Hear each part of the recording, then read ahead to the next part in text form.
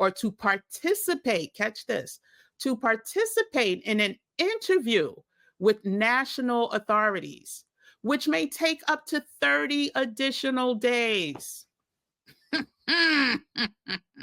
So for some of you, you may have heard that starting in 2025, although it's been delayed many, many times already, that in order to fly on a plane without a passport, and we're talking domestic, we're not talking international travel.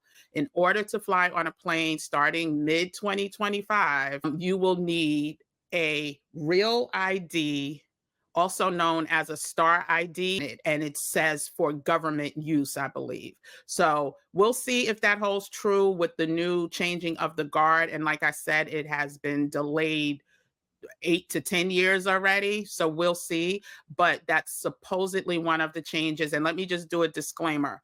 Every change that I am about to share, besides like the private businesses, is at risk of changing, right? So just make sure that if you are flying and you're flying on a regular driver's license or regular ID, you're going to either need your passport or your global entry card. And you might be able to use your passport card too. I've heard different things about it, so I don't know if I would just rely on the passport card. And my concern is really with the training of these people. So if you end up flying on a day where someone doesn't know about passport cards, right? Or the validity of them, then you may get caught out there. But I did hear you should be able to use your passport cards. Moving on, starting next year, related to global entry, the prices for global entry and pre-check are going to go up in 2025. And I didn't put down the increased price. Next year, if you try to get global entry, it will be $120 instead of $100. Now, there are some other new rules, like now you can add your children. If they're applying at the same time that you're applying and putting in your application, they can now fall under, instead of needing a whole separate fee and application. What else is new in 2025 as it relates to travel? You will see more implementation of AI tools to help you with your decision making, the chat boxes for responding to any customer service issues that you may have. Now, I don't know if this is completely to our benefit, but it is the future of travel. When it comes to trip planning, you could put something in your whichever AI tool you use, you can put something in saying, give me trip ideas to Paris. And it could be something as generic as that, right? And then you'll get a response like, well, what kind of trip are you looking for? Is it romantic, family, solo, or something else? And then you clarify it, and then they come out with pretty much a formidable itinerary. I actually did a video how I literally used ChatGPT to plan out a girlfriend's getaway. And so, yeah, I'll include that here. But again, you will find that more and more people will be using chatbots and AI to plan their getaways, to plan scouting trips, anything related to travel. And the other thing is, like, a lot of these search engines are going to start implementing them. Let's just say, like, the expectation is that Expedia is going to be able, from your itinerary that this chat bot gave you, be able to literally upload all that information. All you have to do is verify this is the hotel you want to stay at, this is the airline you want to take, and then you pay. And then it's done. So again, some of the search engines are more advanced than others. Some hotels are more advanced than others. So the con with that is that you probably won't have a full range. But, you know, the major hotels will probably get there quicker, but some of the smaller boutique hotels may not be part of the results. Another thing that we kind of already talked about a little was these long-term cruises. So I'm not sure if you heard, we talked about the one that's 4 years. Did we talk about that yesterday? That's $256,000. Not sure if you were here for that, but there is a cruise ship that has designed a 4-year cruise from like for American citizens who don't want to be here for the whatever's going on, right? It's already sold out, 256,000. But they're not the only one that started implementing long-term cruise options. And so Virgin Voyages recently launched a year-long unlimited cruise pass, and that includes a plus one. I'll tell you how much it costs in a minute. But for those of you that know, like hop on, hop off buses, think hop on, hop off buses in the water and at the port. So Virgin Voyages, which is a reputable, I used to love their flights domestically, like starting next year with a plus one, you will be able to experience this adult only cruise line using an unlimited annual pass that will allow travelers to board any Virgin ships around the world for a full calendar year and bring a plus one if you want. So meaning the price is going to be the price, rather you bring a plus one or not. It's available on a first come, first served basis for trips starting next year. And the cost for one or two is $120,000. So, it ain't cheap.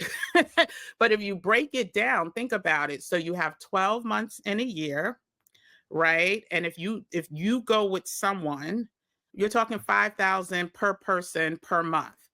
Listen, that's a steal for some people who live in Manhattan and are paying rent and still have to pay for food and et cetera, et cetera. Now, if you're a person that likes to do a lot of excursions and stuff, then go ahead and double that at least, right? But if you're cool with just enjoying all of the beautiful amenities that Virgin Voyages has to offer, $5,000 a month ain't a bad thing. And could be used all over the world. And so the passes are available for purchase starting January 1st. Then the next date to purchase will be February 1st. Then the next date to purchase will be March 1st. You have to be 21 years or older. From the date of purchase, the pass will be available for one full year after that date. And you still have to pay taxes and fees. So listen, that's a few more thousand, right? So it also says that with the pass, travelers will be able to board any of the Virgin ships, including the 3 it currently sails: Scarlet Lady, Valiant Lady, Resilient Lady, as well as the Brilliant Lady, which is going to launch in September 2025 in North America and the Caribbean. So they even have a new ship that is going to launch in 2025 that you can take advantage of. So let me know in the chat, would you do a 1 year, like if money was not an option, right? Would you do a 1 year Virgin Voyage unlimited cruise pass and travel all over the world based on where they go? I know they have a European Mediterranean itinerary. So yeah, so I thought that was really, really cool. New for 2025. I think the 4-year one was a better deal if you're paying $256,000. Well, if you're doing it solo, right? If you're paying $256,000 for 4 years versus $120,000 for 1 year, it's definitely a better deal. But this one, you get to have to me, it's more exciting that you get to go from ship to ship and get back on another ship and go back to that ship. You figure out which ship is your ship. Yeah, so if you're interested in long-term cruises, I'm sure there will be more that pop up. I just have a feeling that these businesses are going to find a way to take advantage of the fear that is obvious, right? And probably going to get more obvious. I'm just curious to see how many more cruise lines follow suit and what the prices will look like. Before I get into the countries, let's get into 2 more items or 2 more areas of change. Number 1, starting in 2025, there are no more junk fees, quote unquote, on hotels and short-term rentals. So the junk fees that we consider all these like hidden fees after you think you're going to book someplace, a hotel or a short-term rental, and you think you're booking it for $500, but by the time they add all these extra fees, it's $900. will say goodbye to those. And that includes rental platforms like Airbnb and VRBO. The Federal Trade Commission, the FTC, are the ones who are implementing this ban. And so it says that the Federal Trade Commission will now prohibit junk fees, an overarching term for hidden and misrepresented prices in the hotel and short-term rental and live event ticketing industries. For travelers, that includes all hotel booking websites and vacation rental platforms like Airbnb and VRBO. The rule will require companies to disclose total prices up front.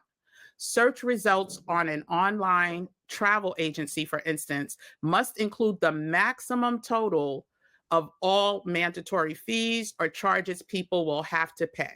With this move, consumers searching for hotels or vacation rentals should no longer be surprised by resort, city, or service fees inflating the advertised price. Now, for anyone who's purchased tickets on like Ticketmaster recently, you may have seen this is all in pricing, right? They're ahead of the game. So it used to be a time where you thought you were buying a ticket for $100, but by the time Ticketmaster added their fees, you're paying $175. Well, that's going away, and all of these prices and fees have to be presented up front. Because a lot of times these fees can be just as much as the actual price. And especially we know with, the Airbnbs, right? And so very excited about that. And then also JetBlue will start a first class premier seating option on not all flights, but many of their flights. So basically, it says first class seats are coming to JetBlue in 2026. They have not finalized the routes that, will ultimately have the first class, but think of the longer ones. I could definitely see from New York to LA and LA to New York, or New York to Vegas and Vegas to New York. Just like with the Mint, for anyone who flies JetBlue, certain routes, they have Mint seating. So I can definitely see those. I don't know if Mint will turn into first class or what, but that's just another change happening in 2026, but you'll start hearing more promotion about it in 2025. One more thing, be on the lookout. Airports, mostly in major cities, will all probably, if they haven't already, I know we're currently in New York going mass reconstruction, mass redesign, and it's all in an effort to get people to spend more time and spend more money in airports. They're even going to start including movie theaters in some of these airports.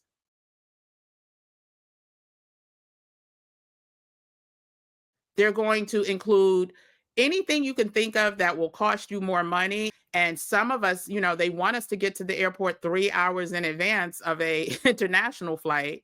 They want us to get there even earlier so that we can do everything from, everything that we could do on the outside, we could do on the inside, probably at, 5 times the price though. But look for airports across the United States to undergo some type of construction or reconstruction, or some airports will be moved and the old ones will be replaced. So again, just something new to look for. It started already, but something new to look for. Okay. So now I do want to get through these countries. And the first one we're going to start with is Brazil. And I'm just going to play the audio first from the first audio is from the first announcement of the changes as it relates to visas and Brazil. And then the second one will announce the change that occurred. So here you go. If you don't have $2,000 in your bank account, then don't even think about going to Brazil in 2024. Welcome to Black Travel and Culture, where we do the research so you don't have to. There is a new rule that takes effect January 10th, 2024, that requires travelers from the United States to show Brazil that they have at least $2,000 in their bank account. There are additional requirements like filling out an online application and pay $80 for a visa that will allow entry into the country for 10 years. You must also present your arrival and departure times in order to be approved for that visa. The Brazilian government said it would consider lifting the requirements only if the United States agrees to loosen its own stringent visa requirements for Brazilian citizens. But since that hasn't happened as of yet, be ready to pull out a month's worth of bank statements if you decide to travel to Brazil. Do you think these new rules will stop people from visiting the country? Yes or no? So that was the first one, but then there was an update. And I'm just going to play what that update was. So if you haven't heard, it looks like Brazil will not be checking your bank accounts to enter until at least 2025. Welcome back to Black Travel and Culture, where we do the research so you don't have to. In April, it was announced that for the third time, Brazil will delay the visa requirements of United States citizens, Australian citizens, and Canadian citizens, which would have required anyone entering to obtain a visa and also prove that they had at least $2,000 in their bank account for the past few months. We did a whole video on the requirements. We'll if you want to travel to Brazil, now is the time, because in addition to proving with your bank statements that you had $2,000 in your account, you would also be required to pay an $80 fee for your visa, which would be good for 10 years, but still, it's an $80 fee that you will not have to pay now, nor will you have to provide bank statements to enter. Follow to learn exactly why they made the change. Brazil had decided to push back until April 10th of 2025. Now, who knows if that's going to stay in effect, but as of now, the requirement starting in April of 2025 for entry into Brazil from U.S. citizens, I also went over the other countries, is that you have $80 to pay for your visa in addition to your flight and everything else. It's a one-time visa. I mean, it's a visa that's good for 10 years. So if you go back and forth, okay. But if you don't, you got to pay that $80 no matter what. And then you have to prove that you have a minimum of $2,000 in your bank account. So let's go on to the next one. This is one of the newest. If you have any plans to go to London, to the UK, United Kingdom, starting on January 8th, things are going to change. Starting on January 8th, U.S. travelers, as well as visitors from Australia and Canada, will be required to apply for permission to enter the UK through a new scheme known as ETA, Electronic Travel Authorization. Keep in mind, this is not a visa, okay? But we'll get to that in a second. So the portal opened officially to non-European travelers on November 27th. So 3 weeks ago? U.S. travelers with trips planned to UK next year can now apply via the UK ETA mobile app or their website. And while most applications are approved on the same day, it can take up to 72 hours. So do not risk leaving this process to the last minute. So whereas Brazil still hasn't opened their system for this 10-year visa, the UK, they ready to go. So no excuses. They're also in the process of fully digitizing UK borders by the end of 2025. And this does not just apply to if you're going to the UK and staying, it also applies to if you have a connecting flight. I'll get to that in a second. Soon, all visitors to the UK, which includes England, Scotland, Wales, and North Ireland, who aren't UK or Irish citizens, will be required to receive advanced approval through an ETA, that ETA platform. This isn't technically a visa. The ETA system will grant travelers permission to enter the country. You will need to apply for an ETA prior to arrival. So it's not like some places, once you land, you can pay to have whatever done. No, you have to do it before you arrive. Travel before arrival, you may be fined or denied boarding to your next flight. An ETA is required for flyers transiting through the UK, even if you never leave the airport. According to the UK government, requiring transit passengers to obtain an ETA stops people who may use connecting flights to avoid gaining permission to travel to the UK.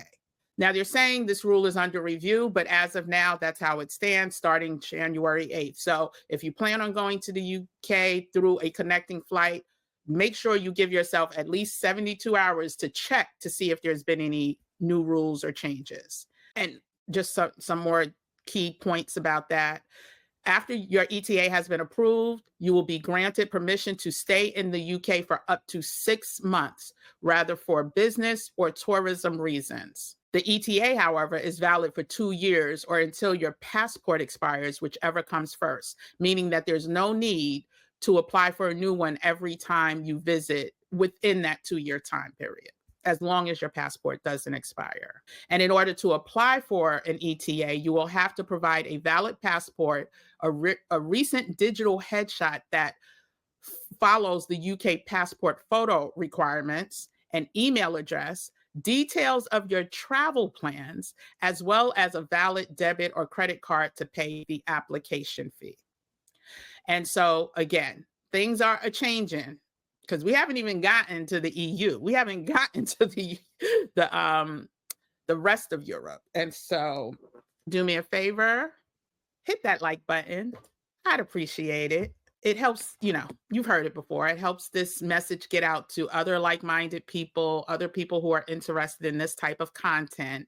And subscribe to the channel. Become part of the 10,000 Gym Nation members strong. So we went over Brazil, we went over UK. The other one is sometime in 2025, you will need to apply once again to visit Europe if you are an American citizen. And there's more countries as well. US citizens visiting 30 European countries will need to apply online for travel authorization through the European Travel Information and Authorization System. Child, Big Brother is watching. Also known as acronym ETIAS.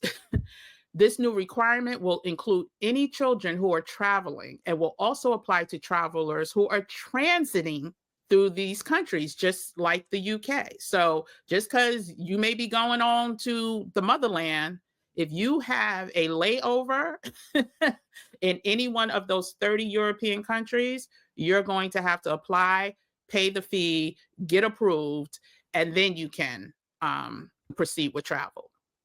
Right now, there's still no confirmed date on when it's going to take effect, and applications aren't even open yet. They're open for the UK. They're not open for these other countries in Europe yet. So once you apply online, you will receive an email confirming that your travel authorization has been successful, and will last for 3 years or until your passport expires, whichever comes first. So the UK is 2 years. You're going to have to renew every 2 years, whereas these other European countries, it's 3 years. Here's the list of countries that are included: France, Italy, Spain, Germany, Portugal, Iceland, Croatia, Austria, Belgium, Bulgaria, Cyprus, Czech Republic, Denmark, Estonia, Finland, Greece, Hungary, Latvia, Liechtenstein, Lithuania, Luxembourg, Malta, the Netherlands, Norway, Poland, Romania, Slovakia, Slovenia, Sweden, and Switzerland. U.S. citizens who also have European nationality do not need to apply for this. But if you don't, then you will have to apply. So the cost, I forgot to say, the cost for the UK, I believe, if I remember correctly, is about $13 US. For the EU, it's expected to be under 10, but it hasn't taken effect yet. And so right now there's no definitive date, but just know that this is the plan. The authorization applications will be processed within minutes and at the latest within 96 hours. So that's a longer amount of time that you should start the process, because it warns that some applicants may be asked to provide additional information or documentation or to participate, catch this, to participate in an interview with national authorities, which may take up to 30 additional days. The recommendation is that once this goes into effect, you go ahead and before you book a flight, a hotel, or not something that's non-refundable, go ahead and apply first. Do that, get that out the way. You don't have to show that you have a ticket or hotel stay in order to apply. But if you are selected, if you pick the short straw and they want to do an interview and you think, "Oh, I'm leaving in a week or 2 weeks," you may be SOL. There are more changes that are on the horizon. These are some of the most important ones, provided they all go into effect, but ones that you need to keep your eye on as it relates to the future of travel. Thanks again for watching this video. Don't forget to hit the subscribe button.